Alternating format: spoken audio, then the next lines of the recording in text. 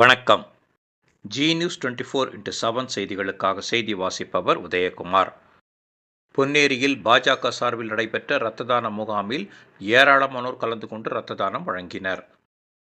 திருவள்ளூர் மாவட்டம் பொன்னேரியில் பாஜக மற்றும் அரசு மருத்துவமனை சார்பில் இரத்த தான முகாம் நடைபெற்றது.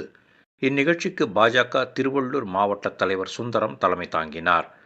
பாஜக நகர தலைவர் பாலாஜி ஏற்பாடு செய்திருந்தார். முன்னாள் நிர்வாகிகள் சிவக்குமார், கோட்டி, இளங்கோ ஆகியோர் முன்னிலை வகித்தனர். இந்நிகழ்ச்சியில் சிறப்பு அழைப்பாளர்களாக கட்சியின் மாநில செயற்குழு உறுப்பினர் ஆர். ஜானகிராமன், மாநில அரசு செய்தி தொடர்பு தலைவர் பாஸ்கர் ஆகியோர் கலந்து கொண்டு இரத்த தான முகாமை தொடங்கி வைத்தனர்.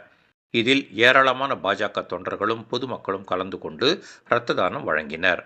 இரத்த தானம் செய்த அனைவருக்கும் சான்றுகள் வழங்கப்பட்டது. இந்நிகழ்ச்சியில் அரசு மருத்துவமனையின் மருத்துவர்கள் மற்றும் பணியாளர்கள் ஏராளமானோர் கலந்து கொண்டனர்.